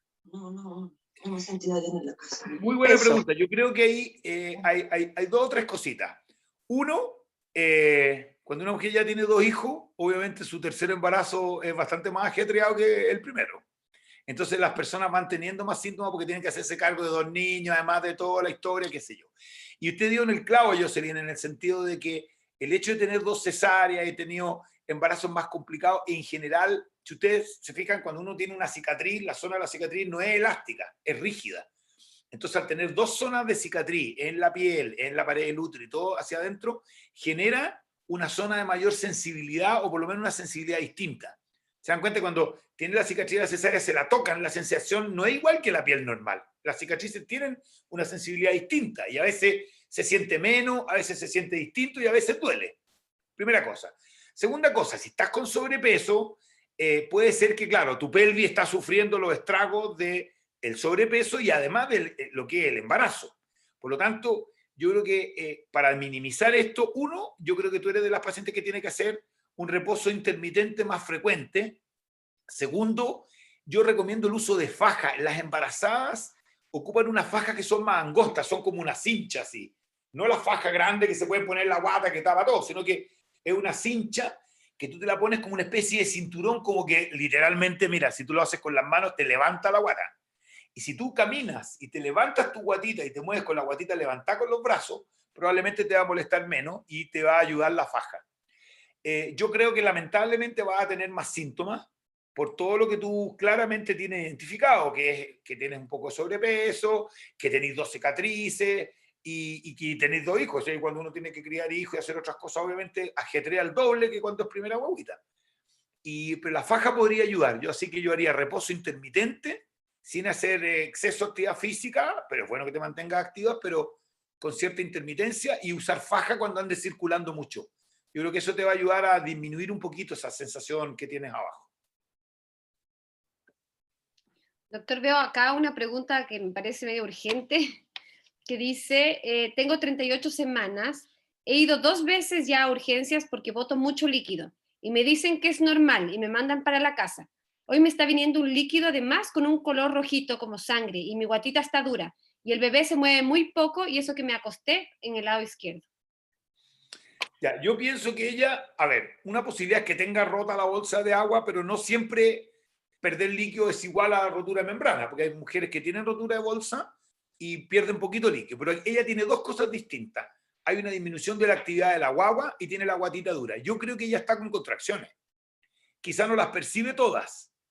Y el hecho de tener un flujo más sanguinolento es que el cuello, que es como un pituto, se empieza como a abrir. Es que es la dilatación. Y cuando se abre, se rajan pequeñas venitas chiquititas, y que por eso que el flujo tiene un poquito de sangre. Y lo otro, que a veces el líquido amniótico, al pasar por el cuello, arrastra un poquito de moco, y eso puede tener un poquito de sangre. Pero aquí hay 3 cosas por las cuales yo creo que ella debe insistir en consultar. Quizá no está en un trabajo de parto franco, pero si a ella se le rompió la bolsa, ella lo más probable es que inicie el trabajo parto. Yo no sé cuándo partió con esta pérdida de líquido, pero cuando a una mujer se le rompe la bolsa, generalmente en 12 horas la mayoría ya están con contracción iniciando el trabajo parto. Este cambio del flujo y la guatita más dura y la disminución de la actividad de la guagua es como sospechoso que está iniciando el trabajo parto. Si la guagua se le mueve muy poco o no la siente a pesar de comer, a pesar de estar en reposo, debe ir a la urgencia, porque le tienen que hacer un monitoreo para ver cómo está su guaguita, porque a veces uno se encuentra con sorpresas, pero yo creo que no, yo creo que está dentro de lo esperable para una mujer que está iniciando trabajo parto. Yo no sé si será primera guaguita o no, porque si es primera guaguita, claro, es más desconocido, pero cuando ya tienen otras guaguas, como que se dan cuenta y lo reconocen. Pero si hay duda, hay que consultar. Aunque la manden para la casa de nuevo. Doctor, quisiera hacerle una pregunta. Dale. ¿Cómo está? Buenas tardes. Yo hablé con usted al principio de mi embarazo, ahora tengo 6 semanas, o sea, 6 meses. Sigo con las progesteronas, tenía embarazo complicado. Sí. A mi bebé le encontraron líquido en la cabeza, en el ventrículo derecho, que no es abundante el líquido, pero está ahí. Y el 12 me van a sacar líquido amniótico para saber si la Emma tiene síndrome de Down, por qué razón está ese líquido ahí, porque antes no se veía, no se mostraba.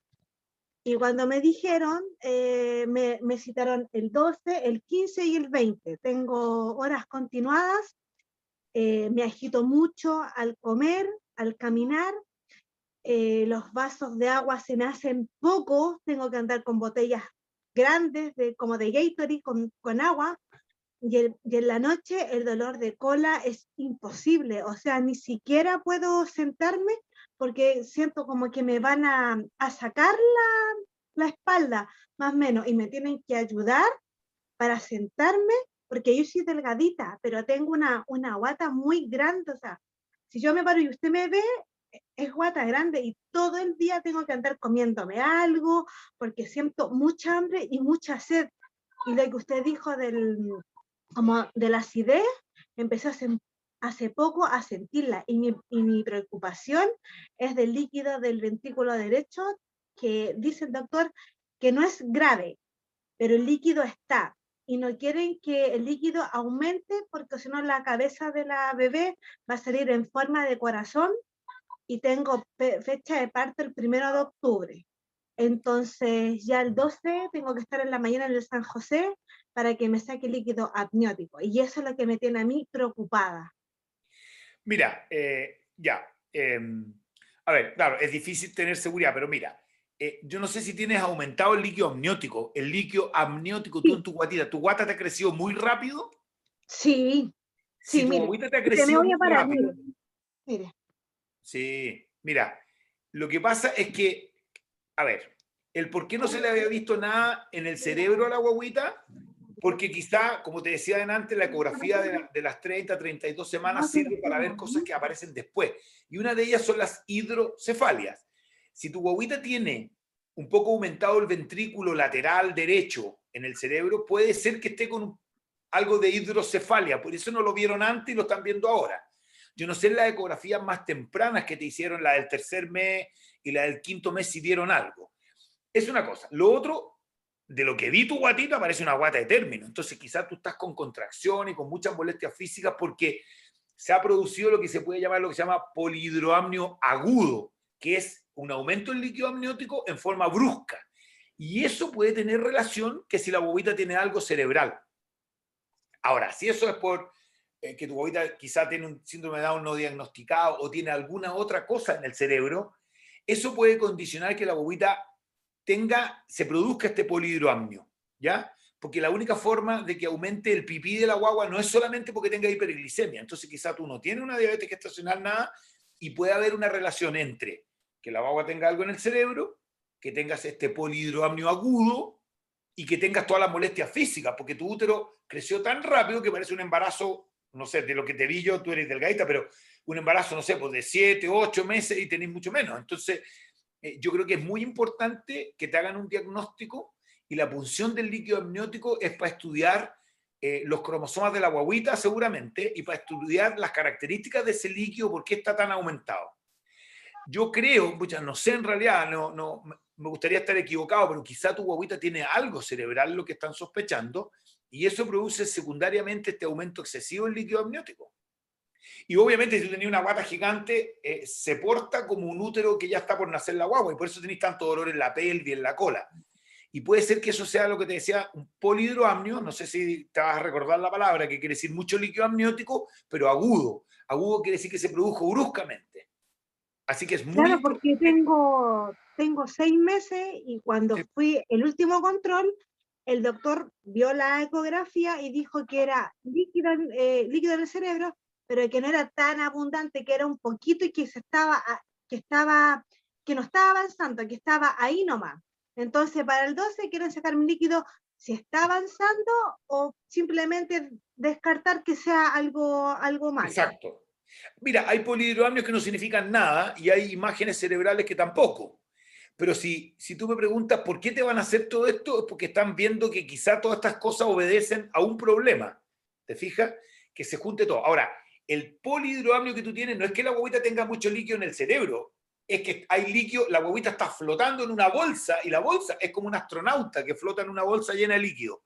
Ese exceso de líquido puede ser consecuencia de que lo que tiene ese poquito de líquido en el cerebro sea algún problema cerebral. Entonces, por eso te lo tienen que estudiar, para estar tranquilos que se trata de eso o no. Y a veces la gente que tiene estos polihidroamnios le tienen que ir sacando líquido, cosa que el útero se achique y se produce de nuevo y se achique, de tal modo que no vaya a tener un parto tan prematuro. Claro, porque los partos anteriores han sido mi hijo mayor 2 kilos 480, Jeremío 1 kilo 848, nació a las 36 semanas, y con ella es como que se desarrolló, y mi mamá me tiene que estar ayudando porque continuamente me estoy ahogando. Entonces, Es que tú tuviste como un cambio tan brusco, lo que explicábamos que a la mujer le ocurre en 3, 4 meses, tú lo tuviste en poco tiempo, en un mes o menos, que explosivo. Eso es lo que hace que estés con tantos síntomas. Entonces yo creo que por eso están preocupados. de descartar que tenga algo tu guaguita que sea importante. Pero es fundamental que te hagan los estudios y te hospitalicen, no sé si te van a hospitalizar o te hagan los controles y las cosas que requieres, porque es importante descartar que tu guaguita tenga algo grave, cerebral. Sí, el doctor el día lunes me dijo que si los exámenes no salían como él esperaba, que era posiblemente que me hospitalicen en el San José porque me dieron progesterona. Después de la progesterona estaban viendo que el líquido, porque estaba muy bajo, con la progesterona aumentó y yo no tengo riesgo de parto prematuro. Pero sí, si el día lunes los exámenes no salen como ellos esperan, me van a hacer el monitoreo de estar hospitalizada todo el resto del embarazo. Exacto, porque la progesterona no produce cambios de líquido. Lo que hace la progesterona es disminuir las contracciones. Entonces, como el útero creció tan rápido, se empezó a contraer, están tratando que se relaje y ver por qué tienes tanto líquido y ver si eso tiene que ver con algún problema, alguna malformación, alguna cosa que tenga tu guagüita. O sea, por eso es que es tan importante que lo estudien. Así que yo creo que están bien encaminados, así que por ahí tenéis que hacerlo de todas maneras. ¿Ya? No, y más encima que en la noche no puedo dormir, porque es demasiado lo que se mueve, en el día también. Estoy sentada como ahora con la guata tan grande, claro. Claro, y me pega y yo digo, ay, mi mamá me dice, ¿qué te pasa? Ya me está pegando, pero Esther, duerme acá, duerme al otro lado, y es imposible, doctor. Yo le digo, mamá, tengo sueño, pero ¿cómo tanto? Porque la noche me amanezco, realmente yo me amanezco. Va a ser muy bueno que te vean eso y que el ideal es que te hospitalizan para que te hagan todos los exámenes más rápido. Pero si ellos van a tener que ver de acuerdo a lo que vean en ese examen primero, va a ser si es necesario hospitalizarte y continuar con el estudio. Ya, doctor. Así me deja más tranquila, doctor. Muchas gracias. Sí. Encantado, pues. Ojalá te sirva. Gracias, doctor. Doctor, ¿cómo estamos de tiempo? Porque yo creo que igual ha pasado como 20 minutos. Sí, yo creo que tengo como unos 10 minutitos más o menos. Creo que vamos a hacer las dos últimas que tengo yo acá. Ok. Y es una mamá que va casi a cumplir 30 semanas de embarazo y dice que tiene una punzada muy fuerte en el lado izquierdo de su guatita, que le duele constantemente y el único minuto que no siente es cuando está recostada. Mira, los dolores que son permanentes y que tienen que ver con cambios posicionales o cuando respiran profundo, a veces son dolores de los músculos que están justo debajo de las costillas, como por el lado. Esos músculos, si ustedes se fijan, las costillas están en esta posición en el cuerpo y al ir aumentando, esto se estiran y de repente los músculos tienen pequeños desgarritos, tienen dolor en el hueso, está la costilla, el borde, depende de qué zona sea. Pero la mayoría de las veces esas puntas que están permanentes, que se pasan solamente como recostándose sobre un lado, son problemas musculares o de la zona donde los músculos se pegan en las costillas abajo. Y eso puede ser al medio, puede ser en los lados, incluso como las costillas están más abajo, hacia los flancos que se llaman, más o menos abajo, como a nivel del ombligo, hacia lateral. Generalmente son musculares. Si es una cosa permanente, yo insistiría en que ella busque las posiciones en que no le duele y que use calor local. A veces se ponen un guaterito tibio, cuidado de no quemarse la piel, porque la piel cambia la sensibilidad. Siempre envolver el guatero en una toallita húmeda. Pueden humedecer una toalla a mano, colocar el guatero caliente y colocarse ese calor húmedo, a veces ayuda bastante. Si eso ayuda harto, quiere decir que es una cosa muscular. Y lo otro que puede tomar paracetamol, se puede tomar un paracetamol de 500 o 2 paracetamol de 500 juntos. Si eso le disminuye alto el dolor y con el calor local, es lo más probable que sea una cosa del músculo, del borde de la costilla. Otra pregunta. Dice, tuve una colonización en el año 2018, tengo riesgo de parto prematuro y ahora en el embarazo me encontraron hipertiroidismo y preeclampsia antes de las 35 semanas. ¿Cuál es la posibilidad que me hagan cesárea o podrá ser parto natural? Tengo ya 2 partos que me lo hicieron inducidos.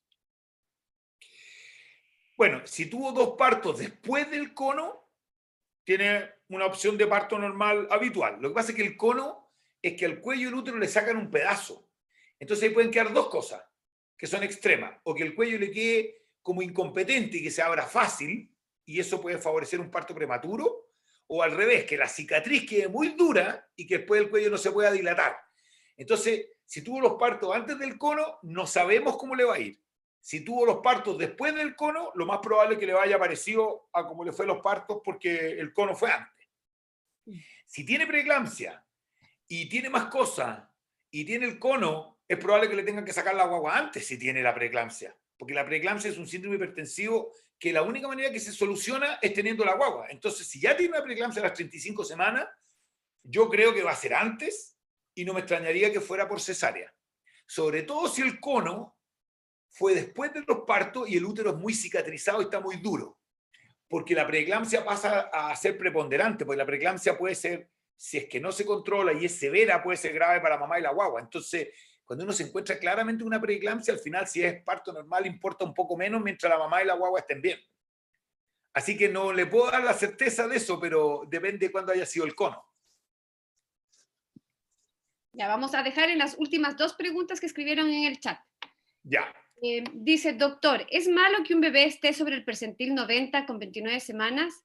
¿Hay algún tipo de riesgo de que se adelante el parto y en ese caso sería más recomendable optar por cesárea? Bueno, el percentil, lo que le decía la ecografía de repente tiene un poco de error, porque para que sea sobre percentil 90 a las 29 semanas tiene que pesar como 1,5 kilos, 1,6 kilos. Entonces quizás es una guagua que va a ser grande. Lo primero que yo haría sería preocuparme si le hicieron el test de la diabetes, si es que ese test de la diabetes es normal, si ha subido mucho de peso o si tiene mucho líquido amniótico. Porque esas 3 cosas podrían significar que hay una diabetes que no está bien controlada y por eso la guagua está tan grande. Lo otro es que quizá la eco está inflando un poco a la guagua y no es tan grande.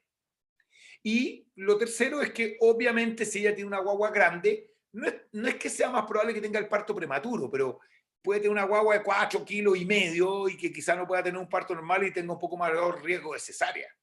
Más que de parto prematuro, las guaguitas grandes aumentan un poquito el riesgo de que sea cesárea. Y la última pregunta, sobre una mamá que consulta sobre la ingesta de sertralina en el embarazo, ella tiene 28 semanas, dice que lleva tomando 3 años 100 miligramos de sertralina y que ella personalmente lo bajó ahora a 50. A ver, cuando una mujer tiene historia de depresiones importantes, o ha tenido depresión en el embarazo anterior, o depresiones posparto, y está ahora o antes del embarazo con un cuadro tipo depresivo, en mi opinión, la mejor droga es la sertralina. Es la droga que más se ha estudiado, la que mejor opinan los psiquiatras respecto de ella. Ahora, la bajada de la dosis, no sé si se la indicaron, lo hizo por su cuenta, pero claro, uno dice, pucha, la ideal es usar la menos dosis posible, pero no sé si sea tan buena idea, porque si ella tomaba 100 sin embarazo, yo le diría que la lógica incluso sería que quizás necesite más en el embarazo, no menos, porque como aumenta de peso, la dosis como que se diluye en más kilos de peso y como que uno la bajara realmente. Ahora, yo le diría que entre 50 y 100 es la dosis habitual que se ocupa de sertralina. No es muy buena idea llegar y bajarla, porque de repente las pacientes hacen rebote y tienen cuadros depresivos. Entonces, sea porque se lo indicaron o porque lo hizo ella, si ella está bien con esa dosis, yo mantendría los 50. Si no está bien y siente que tiene un efecto rebote, que anda con mucha depresión muy complicada, quizás debiera subir a 75, por eso tiene que ser supervisado. Y lo que sí está claro es que ella, si necesita la sertralina en su vida habitual, hay que estar atento a la depresión posparto, porque son las mujeres que tienen más tendencia a hacer depresiones posparto y quizá en el posparto tenga que subir la dosis, no bajarla. Pero es una cosa que hay que monitorizarla bien, que tiene que estar a cargo de alguien y uno no debiera jugar mucho con la dosis de estos medicamentos así en forma portincada, sino que más bien supervisada. Pero que esté tranquila que es la droga que en general más se ocupa y por lejos, a mi juicio, es la mejor para las depresiones posparto e intraembarazo.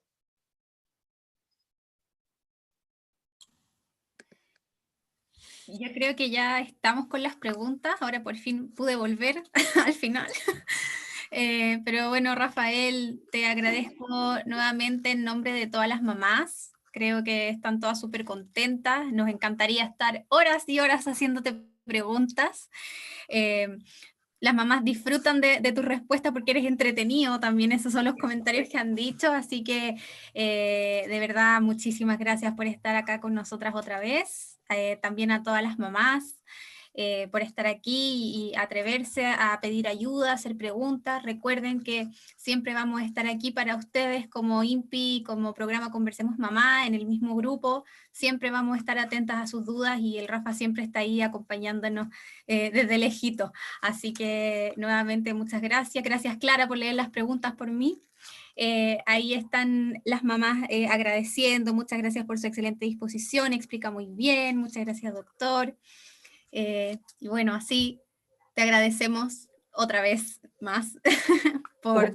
Yo encantado y agradecido por la oportunidad, pues la verdad es que creo que si uno puede aportar algo, feliz, se me hace fácil, entretenido, me gusta y fantástico que si están con dudas las podamos aclarar. Yo les ofrezco, si quieren juntarnos más seguido, porque en esta etapa, como les digo, tal como crece rápido la guagua, aumentan las dudas, sobre todo las chiquillas que son primigestas o no. Yo les recomiendo cuando manden preguntas, pueden mandármelas también a través de la Ale, que tenemos un contacto directo. Yo puedo responder también vía remota escrita, pero podemos hacer reuniones más seguido. Y cuando manden preguntas, siempre díganme si es primera guaguita, segunda guaguita, si he tenido guagua grande o no, porque al final entendí que colocó, creo que la Nini, no sé, Sí. una de las que preguntó, que efectivamente ya tenía una guagua de 38 semanas de 3,8 kilos, o sea, ella no tiene diabetes, hace guagua grande. Yo también tengo 3 hijos de 4 kilos y hay gente que tiene guaguas más grandes. Los zulú, los holandeses y algunas etnias, los croatas, tienen una guagua gigante, los japoneses tienen pura guagua de 2,5 kilos, todas chiquititas. Eso tiene que ver con estructuras genéticas, qué sé yo, que son las que pueden condicionar guaguas más grandes. De todas maneras, dispuesto cuando quieran, con la Ale nos ponemos de acuerdo, si quieren seguir hacer las reuniones, sobre todo en esta etapa, que van a tener dudas nuevas, o van a confrontar lo que les pasó y pueden decir, oye, ¿sabes que lo que me dijiste no me sirvió para nada? Cámbiamela, dame otra indicación porque no sirve. Entonces, y eso es re importante, el feedback. Yo encantado de acompañarla en esta etapa y feliz, pero después me tienen que mostrar fotos de la guagua, sí. Oye, no, Rafa, pero mil gracias de verdad y te vamos a cobrar la palabra de tener alguna otra sesión ahora pronto. Así oye, que, la información que cómo le va Esther, creo que se llama la Esther, sí.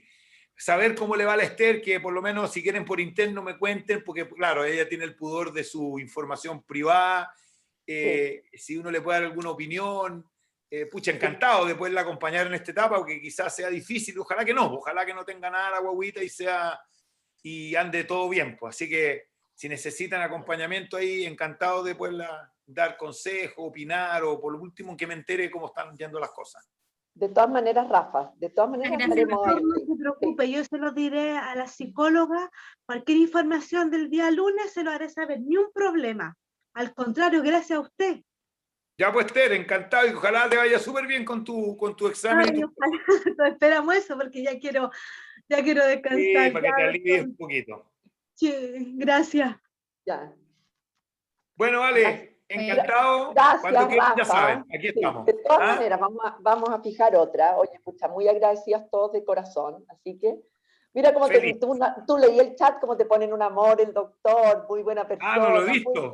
Ya no me pongan cosas que me voy a creer la muerte. Sí, no, mira. Son para creerte la muerte, te ponen puras cosas. Te lo juro que se me hace, te digo, y no es faltar a la muerte, se me hace fácil y entretenido, porque son cosas que uno ve todos los días. Y yo ya tengo mis años de trabajo, no son tantos, porque no soy tan viejo, pero uno ha visto cosas. Entonces, uno aprende, la verdad es que ustedes aprenden de ustedes mismas, porque las preguntas de una le sirven a la otra, si esa es la gracia. En equipo siempre se aprende más y yo feliz de poderlos acompañar, me encanta. Así que, de todas maneras, te vamos a cobrar la palabra. Oye, Rafa, ya vale. Porque sabemos que estaba ahí ocupado. 1.000.000 de gracias. No te preocupes, encantado. Cuídense, pues. Muchas gracias a todas, muchas gracias, Rafa. Que estén muy bien. Natalia, Nos estamos Clara, viendo. gracias. Chao, chao. Chao, chao.